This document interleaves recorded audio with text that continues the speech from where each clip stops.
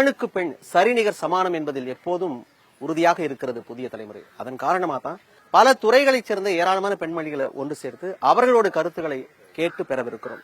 மகளின் உரிமைகள் எந்தெந்த இடத்தெல்லாம் மறுக்கப்படுதுன்னு நீங்க நினைக்கிறீங்க? நிலைநாட்ட என்ன செய்ய வேண்டும்?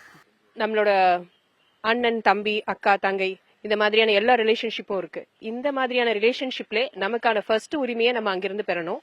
அதுக்கப்புறம் வெளியில சமூகத்துல வரும், ஸ்கூல்ஸ், காலேஜஸ், வேலைக்கு போற இடத்துல, இந்த இடங்கள்ல நமக்கு ஒரு சில விஷயங்கள் நடக்க வேண்டும் அப்படின்னும் பொழுது நம்ம ஆண்கள் கிட்ட இருந்து நம்ம உரிமையை வாங்கணும். அப்படின்னா நம்ம ஒரு பொசிஷன்ல இருந்தாலும், பெரிய ஒரு பதவியில இருந்தாலும், அந்த இடத்துல கூட இவங்க பெண் தானே அப்படின்ற ஒரு இடத்துல அந்த உரிமை மறுக்கப்படுது. அந்த இடத்துலயும் அதை தவிர்த்துட்டு எங்களுக்கான உரிமைகள் உங்களுக்கு பொசிஷன் கொடுக்கக்கூடிய அந்த இடத்துல நீங்க ஒரு ஐபிஎஸ் ஆக்கீங்களோ, ஒரு ஐஏஎஸ் ஆக்கீங்களோ, அதே மாதிரியான ட்ரைனிங்ஸ் தான் மேல் அண்ட் ஃபீமேல் ரெண்டு பேருக்குமே சேர்த்து தான் அங்க பொசிஷன்ஸ் கொடுக்குறாங்க. அந்த இடத்துல இருந்தே எங்களுக்கான உரிமைகளை பறிக்கிறாங்க. இங்க பொசிஷனுக்கு வந்ததுக்கு அப்புறமும் நீங்க இதை செய்யணும் அப்படின்னு ஒரு கொஸ்டின் வரும்போது அந்த இடத்துல அது இல்லாம இருந்தா நல்லா இருக்கும் அப்படிங்கிறது என்னோட கருத்து.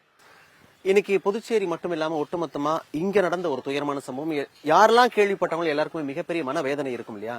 இப்படிப்பட்ட சூழல் இது போன்ற சம்பவங்கள் நடக்காம தடுக்கிறதுக்கு என்னவெல்லாம் செய்ய வேண்டியது இருக்கு? குறிப்பா ஆண் பிள்ளைகளை வளர்ப்பதில் பெற்றோர்கள் எவ்வளவு கவனமா இருக்கணும், என்னென்னலாம் சொல்லி வளர்க்க? முதல்ல ஆண் பிள்ளைகளோட வளர்ப்பு முறையில நம்ம சொல்லி கொடுக்கணும். தன் மகனே தவறு செஞ்சாலும் நீ தப்பு பண்றன்றது முதல் வீட்டுல இருக்கவங்களுக்கு கண்டிப்பா தெரிஞ்சிருக்கும். ஒரு போதைப் பொருளை உபயோகிச்சாலோ இல்ல வேற எந்த ஒரு விஷயம் தன் மகன் இத்தனை மணிக்கு வரான் போறான்றது பெற்றவங்களுக்கு தெரியாம இருக்கிறதுக்கு வாய்ப்பே இல்லை. அப்படிப்பட்ட இடத்துல பெற்றவர்களோட முக்கியமான பங்கு, நம்மளோட மனுநீதி சோழன் கதையை கூட சொல்லலாம். தேர்கால ஒரு கன்றுக்காக தன் மகனையே எடுத்துட்டு வந்து கொடுக்கற மாதிரி இவ்வளவு பெரிய விஷயம் நடந்த இடத்துல தன் மகன்களுக்காக இல்ல அந்த பெரியவரா கூட இருக்கட்டும் போராட்டம் எடுக்கிற இடத்துல இவர் தான் அந்த தப்பு பண்ணாருன்னு சொல்லிட்டு அவங்க குடும்பம் முதல்ல அவரை கை காட்டி கொடுக்கணும். இது போன்ற சம்பவங்களுக்கு வறுமையும் ஒரு காரணமாக இருக்குமோ அப்படின்னு ஒரு கேள்வி இருக்கு. இன்னைக்கு காரணம் காலையில வேலைக்கு போனா சாயங்காலம் தான் வர முடியும், வேலைக்கு போனாதான் பழப்புக்கு போனாதான் வயிற்றுக்கு சோறு அப்படின்ற கட்டாயத்துல பிள்ளைகளை பராமரிக்க முடியாத ஒரு கட்டாயத்துல சில பெற்றோர்கள் இருக்கக்கூடும். அப்ப வறுமையும் இது போன்ற அவலங்களுக்கு காரணமாக இருக்கிறதா? வறுமையும் ஒரு காரணம்ங்கிற அதுதான் அடிப்படையே. என்னதான் கூலி வேலை செஞ்சு அடிப்படையா யாருமே பக்கத்துல இருந்து பாத்துக்க முடியாத ஒரு சூழ்நிலையில தான் ஒரு அம்மா அந்த குழந்தைய வளர்க்க வேண்டிய சூழ்நிலைக்கு இருக்கிறாங்க. இதுவே ஹைஃபையா வேலை செய்யக்கூடிய குடும்பங்கள்லயும் பெற்றவங்க பக்கத்திலே இருந்து பாத்துக்க முடியாத சூழ்நிலைகள் கூட ஒரு பொருளாதார ரீதியா யாரையாவது வச்சு ஒரு கிரஷ்லயோ இல்ல ஒரு அம்மா வச்சோ ஏதோ ஒரு வழியில ஒரு குழந்தைய பாத்துக்க முடியும். ஆனா வறுமையின் காரணமாக அக்கம் பக்கத்து வீட்டாருடைய நம்பிக்கையின் பேர்ல தான் அந்த அம்மா வீட்டுல குழந்தை விட்டுட்டு போறாங்க. அப்ப அடிப்படையா வறுமையை காரணமா வச்சு குழந்தைகள் மீதோ இல்ல பெண்கள் மீதோ நடத்தப்படக்கூடிய தாக்குதலும் குற்றங்களும் பொதுவா ரிப்போர்ட் பண்ணப்படுறதே கிடையாது. இதை நம்ம சொன்னா நமக்கு தான் அசிங்கம். அந்த பாதிப்பை ஏற்படுத்திய நபர் தான் குற்றவாளி, அவர் தான் முழு பொறுப்பு ஏற்க வேண்டும்ங்கிறதே இன்னைக்கு இன்னும் சமுதாயத்துல ஆழமா பதியவே இல்லை. இப்ப நீ ஏன் அங்க போன, நீ ஏன் அங்க விளையாடின, அவன் கூட உனக்கு என்ன பேச்சு அப்படின்னு தான் தொடர்ந்து கற்பிதங்கள் குழந்தைகள் மேலேயும் பெண்கள் மேலேயும் திணித்து கொண்டே இருக்கப்படுது. இந்த நிலை மாறணும். நீங்க ஒரு வழக்கறிஞரா இருக்கீங்க. இன்னைக்கு பெரும்பாலான இது போன்ற சம்பவங்கள், இன்னைக்கு நடந்த மாதிரியான சம்பவங்கள் பாத்தீங்கன்னா அதிகப்படியாக தெரிந்த நபர்களால தான் நடக்குது அப்படின்றத 90 விழுக்காடு பதிவு செய்யப்படுது வழக்குகள். அப்போ அப்படிப்பட்ட நபர்கள் கூட இவங்க நல்லவங்க தானே, நம்ம கூட தான் பல ஆண்டுகளா பழகுறாங்க, நம்ம குடும்பத்துக்கு ரொம்ப நெருக்கமானவங்க தானே அப்படின்னு தானே பேசி பழகுறோம். அப்படி இருந்தும் சில தவறுகள் நடந்துகிட்டே இருக்கு இல்லையா? இதை தடுப்பதற்கு நம்ம என்ன செய்ய வேண்டியது இருக்கு? ஒரு குழந்தை கருவுல இருக்கும் பொழுதே அந்த குழந்தைய ஆணா பெண்ணா சொல்றது தவறுன்னு நமக்கு எல்லாருக்குமே தெரியும். அப்போ ஆரம்பிக்கிற சட்டம் அவங்க முதியவரா இருந்து போற வரைக்கும் அனைத்து சட்டங்களும் பெண்களுக்கு பாதுகாப்பா இருக்கு. எதிரான குற்றங்களுக்கு தடையுறுத்தல் இருக்கு. இத தனிப்பட்ட மனிதர்களுக்கு நமக்கு என்ன இருக்கு பங்களிப்பு அப்படி இருக்குன்னு கேட்டா நம்ம பொதுவா சொல்லிட முடியாது. பெண்களுக்கு பாதுகாப்பு இல்ல அப்படின்னு நம்ம சொல்லிடவே முடியாது. பாதுகாப்புன்றது குடும்பத்துல இருந்து ஆரம்பிக்கிறது. இவங்க சொன்ன மாதிரி ஒரு வீட்டுல ஒரு தாய் தந்தையருக்கு முதல்ல அந்த குழந்தைக்கு மேல உரிமை உள்ளவங்க தாய் தந்தையர். அந்த குழந்தைக்கு எந்த மாதிரி சூழ்நிலை வளருது, பாதிக்கப்பட்டவங்களா இருந்தாலும் யாரால பாதிக்கப்படுறாங்களோ குற்றவாளியா இருந்தாலும், குற்றவாளினா இவன் இந்த குற்றத்தை நடைபெறனா அவன் எந்த சிச்சுவேஷன்ல வளர்றான், அவனுக்கு படிப்பு இருக்குதா, படிப்பு ஒரு 18 வயசுக்குள்ள ஒரு குழந்தைக்கு படிப்பு தேவை. கவர்மெண்ட் இலவச கட்டாய கல்வி கொடுக்குது. ஒருத்தன் படிக்கலன்னா அதுக்கான சரௌண்டிங் என்னன்னு வட்டாட்சியர் முதற்கொண்டு கண்காணிக்கிறதுக்கு சட்டம் பரிந்துரை செய்யுது. அதை யார் செய்ய தவறா? முதல்ல பேரண்ட்ஸ் தனி சொசைட்டி. இப்ப குழந்தை தனியா இருக்கான்னா அந்த குழந்தை வீட்டுல தனியா விட்டுட்டு போன காரணம் அவங்களுக்கு யாராவது ஒரு தாத்தா பாட்டி யாராவது பக்கத்து பக்கத்து வீட்டுல இருக்கவங்க நம்பி கூட விடலாம். அதாவது குழந்தை விளையாடுதுன்னா பக்கத்து வீட்டுக்காரங்க கண்காணிப்பு அதுல வந்து பாதுகாப்பு வருது. அதையும் தாண்டி குற்றம் நடக்குதுன்னா அந்த குற்றம் நடக்க தடை செய்யறதுக்கு தடை சட்டங்கள் இருக்குது. அதாவது இந்த ஃபேமிலின்றத தாண்டதுக்கு அப்புறம் தான் சட்டங்கள் வருது. அது முதல்ல ஃபேமிலின்றத ப்ரொடெக்ட் பண்ணணும். அதை தாண்டி சட்டமும் உங்களை ப்ரொடெக்ட் பண்ணுது. கூடுமான வரைக்கும் நம்ம பிள்ளைங்களை நம்ம கவனமா பாத்துக்கணும், அதுக்கப்புறம் தான் சட்ட உதவிகள் நாடணும். அப்ப நம்ம கிட்ட தான் பெரிய பொறுப்பு இருக்கு அப்படின்னு சொல்லியிருக்கீங்க. மேடம், இப்போ சின்ன சின்ன தவறுகள் தான் அப்படியே பெரிய பூதாகரமா வெடித்து நம்ம வந்து தாங்கிக் கொள்ள முடியாத பெரிய குற்றங்கள் இழைக்கிற அளவுக்கான ஒரு சூழலை உருவாக்கிடுது. அப்ப எந்தெந்த இடத்துல எல்லாம் அதாவது தொடக்க புள்ளியிலேயே களைந்தெறிய வேண்டிய கட்டாயம் இருக்கிறதுன்னு எதெல்லாம் சொல்லலாம்? ஒரு விஷயம் நடந்துருச்சுன்னு சொன்னா ஃபோக்கஸ் எல்லாமே பொம்பளை பிள்ளைங்க மேலதான். பொம்பளை பிள்ளைங்களை பாதுகாக்கணும், பொம்பளை பிள்ளைங்களுக்கு குட் டச் பேட் டச் சொல்லி தரணும், யார்கிட்ட பழகணும் போகணும்னு சொல்லி தரணும் அப்படின்ற மாதிரி ஆரம்பிக்கிறோம். ஏன் நம்ம ஆம்பளை பசங்களை பத்தி பேசுறது இல்ல? மேல் சவுனிஷம் பேசணும்னு நினைக்க வேண்டாம். ஒரு சொசைட்டில ஒரு தப்பு நடக்குதுன்னு சொன்னா ஆணால பெண்ணுக்கு நடக்குது, பெண்ணால ஆணுக்கு நடக்குது. அப்படின்னும் பொழுது ஒரு பெண்ணுக்கு நடந்துருச்சுன்னு சொன்ன உடனே எல்லாரும் சொல்ற விஷயம் தான், அந்த பொண்ணு ஏன் தனியா இருந்துச்சு, அந்த பொண்ணு ஏன் அங்க போய் விளையாடுச்சுன்னு. யாருமே ஏன் அந்த பையன் கஞ்சா குடிச்சான், ஏன் அந்த பையன் அப்படி வளர்ந்தான்னு இப்ப வரைக்கும் நான் காதால வாங்கல. அது நம்ம சரி பண்ணணும்னா முதல்ல பெண் குழந்தைங்களை பாதுகாக்க முடியாத சூழல்ல இருக்கிறவங்க எனக்கு தெரிஞ்ச நிறைய பேரு வீட்டுல இருக்கிற பெரிய குழந்தைய ட்ரெயின் பண்ணுவாங்க. அதாவது அவங்க வெளியில போனதுக்கு அப்புறம் வீட்டினுடைய கதவுகளை சாத்திக்கிட்டு யாரு வந்தாலும் ஜன்னலை திறந்து பதில் சொல்ற அளவுக்கு ட்ரெயின் பண்ணுவாங்க. இந்த புள்ள அந்த வீடியோல பாத்தீங்கன்னா ஒவ்வொரு செடியை விட்டு தாவிக்கிட்டே இருக்கிற பட்டாம்பூச்சி மாதிரி பறந்துகிட்டே இருக்கு. ஒரு கேமரால இங்க பாக்குறோம், அடுத்த கேமரால வேற ஒரு ஸ்ட்ரீட்ல இருக்கு நடக்குது, திருப்பி ஒரு பெரியவர் வராரு, திருப்பி அவரோட பேசிட்டே நடக்குது. சோ அந்த குழந்தை வந்து அந்த ஏரியாவுல இருக்கிற மக்களை நம்பி ரொம்ப வந்து ஃப்ரீயா விளையாடிக்கிட்டு இருக்கிற ஒரு குழந்தை. எல்லாம் நம்ம மக்கள் தானே, நம்ம ஆமா, பேசுற விளையாட்டுத்தனமா விளையாடிக்கிட்டு இருக்கிற ஒரு குழந்தை. அப்போ அந்த குழந்தைக்கு யாரும் வீட்டுக்குள்ள இருக்கணும், பத்திரமா இருக்கணுங்கிற விஷயத்த கன்வே பண்ணலங்கிறது நல்லா தெரியுது, ஏரியா மக்களை நம்புறோங்கிறதுனால. அப்ப நாம என்ன செய்யணும்?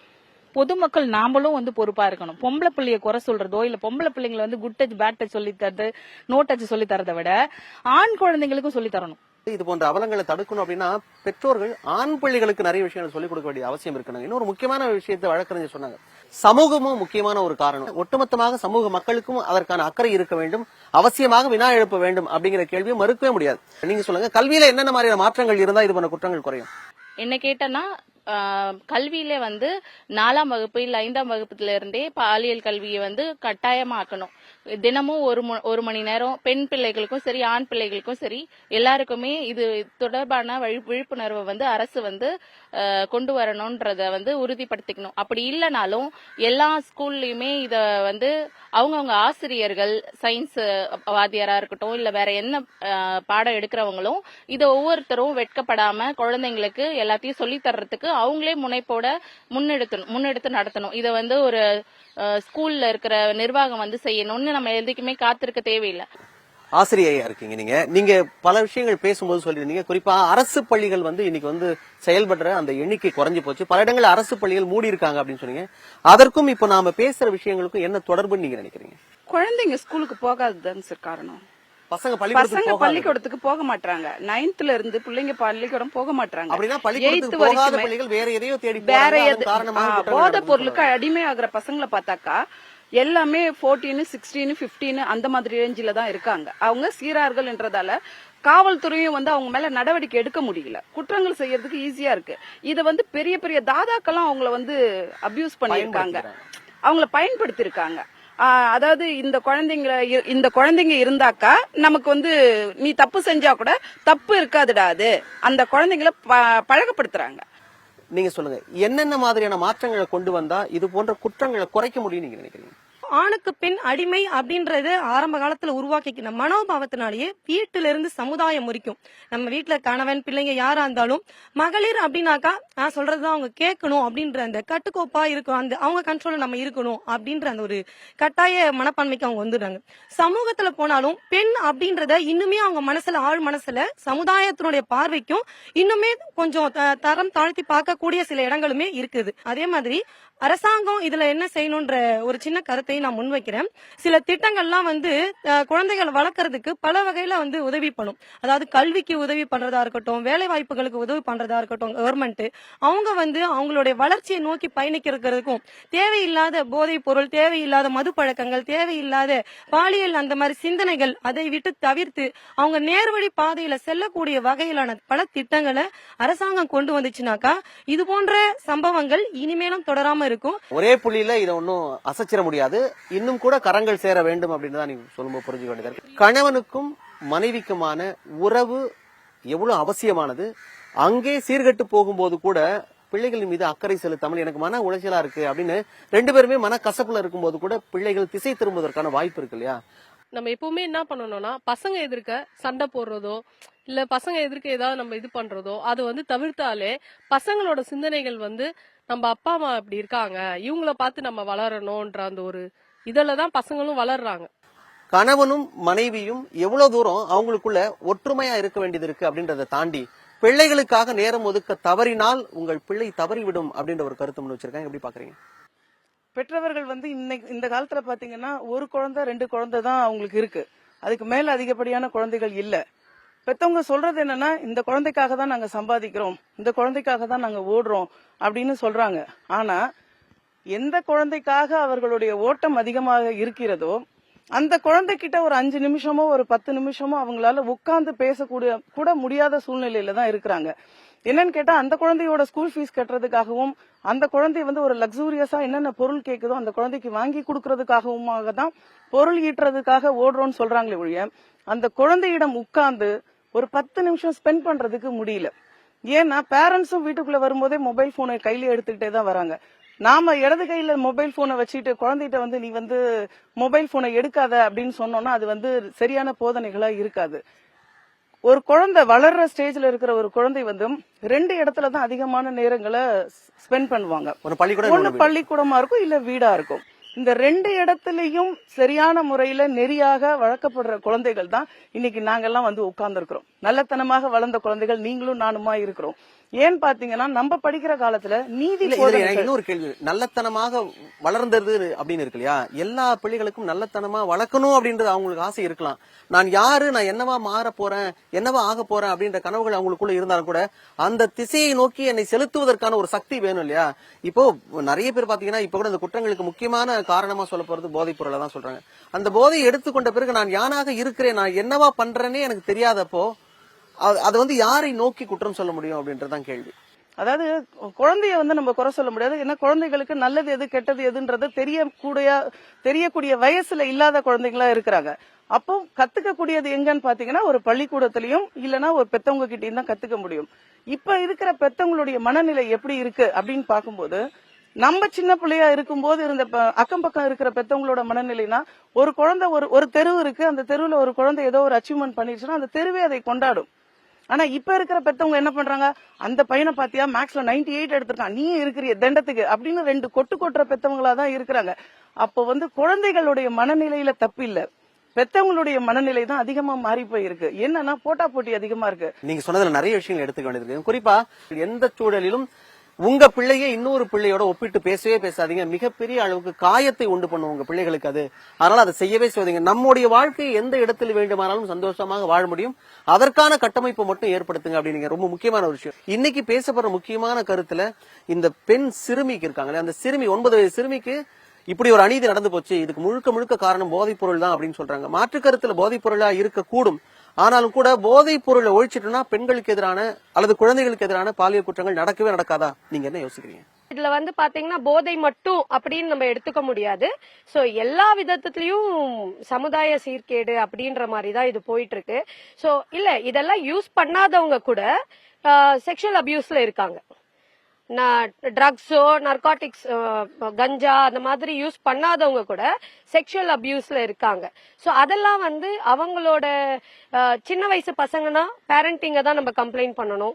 இல்ல ஒரு வயசை மீறினவங்க அப்படின்னும் போது அது அவங்க வீட்டு சூழ்நிலை, அவங்களோட சமுதாயம் அதெல்லாம் தான் வந்து அதுல எடுத்துக்க முடியும். எவ்ரி இண்டிவிஜுவலுக்கு ஒரு அவங்களுக்கான ஒழுக்கம் இருக்கணும். அது இல்ல அப்படின்ற பட்சத்துல மட்டும்தான் இதெல்லாம் வரும். கஞ்சா ஆல்கஹால் மட்டும்தான் இதுக்கு காரணமா அப்படின்னு கேட்டா கண்டிப்பா கிடையாது. இப்போ கல்வி முறையில மாற்றம் வேணும்னு ஏற்கனவே சொல்லிட்டாங்க.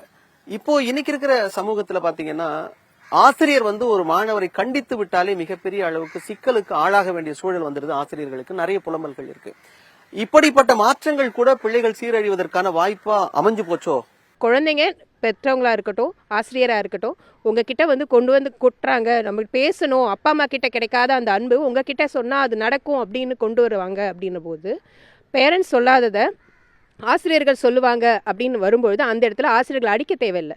அவங்களுக்கு எப்படி சொன்னா புரியுமோ அப்படி சொல்லும் பொழுது கண்டிப்பா எல்லாமே மாறறதுக்கான வாய்ப்புகள் இருக்கு. முக்கியமான விஷயம், அதாவது பிள்ளைகளுக்காக நேரம் ஒதுக்குறதையும் தாண்டி பிள்ளைகள் சொல்வதை செவி கொடுத்து கேட்கணும் அப்படின்றது ரொம்ப ரொம்ப அவசியம்ன்றது நீங்க பேசும்போது புரிஞ்சுது.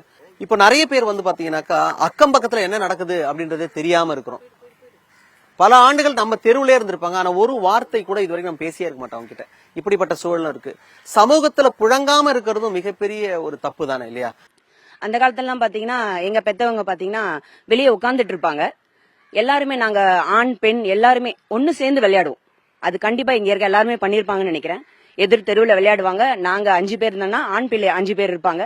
இன்னமும் அந்த தெருவுல பிள்ளைங்க இருக்காங்க. ஆனா நாங்க விளையாண்ட மாதிரி எங்க பிள்ளைங்களையும் அவங்க பிள்ளைங்களும் ஒன்னா விளையாட முடியல.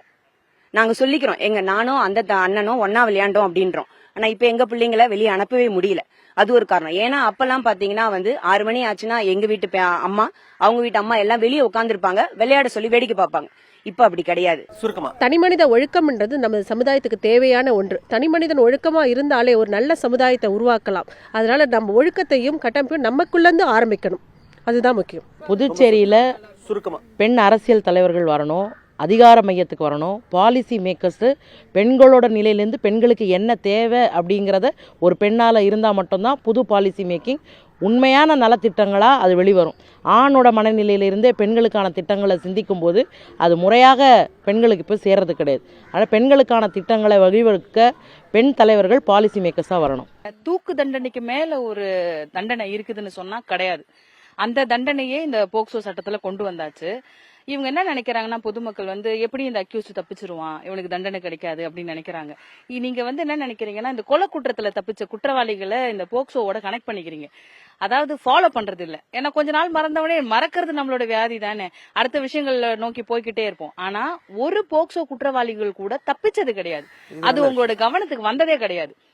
தூக்கு தண்டனை கிடைக்கலங்கிறதுனால சட்டங்கள் கடுமையா இல்ல, தண்டனைகள் கிடைக்கல நீங்க நினைச்சுக்கிறீங்களே தவிர்த்து தூக்கு தண்டனைகள் சிறப்பு சட்டம் போக்சோன்றது சிறப்பு சட்டம். அதனால அதுல இருந்து தப்பிக்கிறது முடியாத காரியம். வாய்ப்பே இல்ல. நீங்க என்ன நினைச்சுக்கிறீங்கன்னா, கொலை குற்றவாளி தப்பிச்சுட்டா நியூஸ் வரும் இல்லையா, அந்த மாதிரி இதுவும் தப்பிச்சிருவாங்க, இதுலயும் தப்பிச்சிருவாங்க, இதுலயும் தப்பிச்சிருவாங்க நீங்களே நினைச்சுக்கிறீங்க.